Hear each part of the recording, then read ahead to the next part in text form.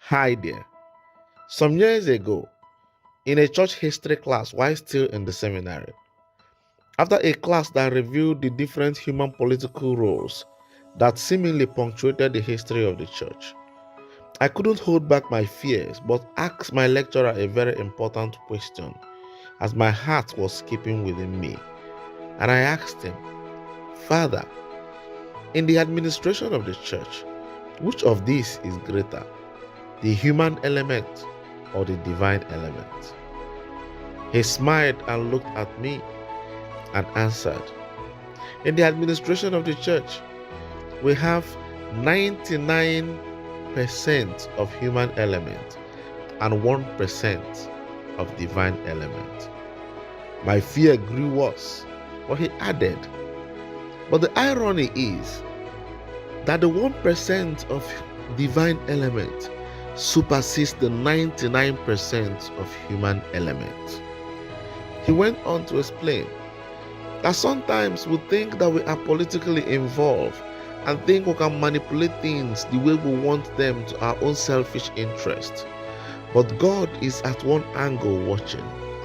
If our plans corresponds with his divine plan for his church, he allows them to come by. And at this time, many persons will go about boasting that it was out of their power, perhaps out of their intelligence or connections that these things happened. However, when our plans are not going according to his will for his church, he punctures it and we begin all over again.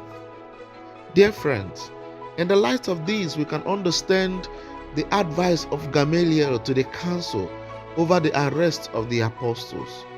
He said to them, so in the present case, I tell you, keep away from these men and let them alone.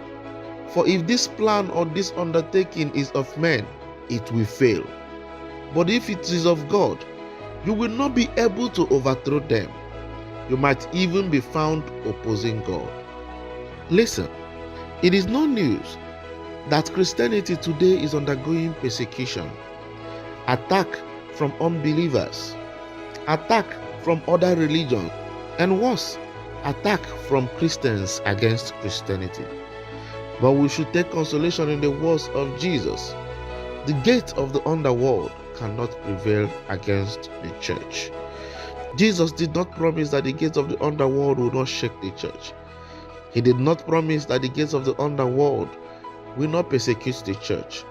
But the promise is that these attacks cannot consume the church, the bride of Christ.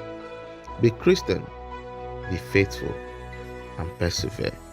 God bless you and have a nice day.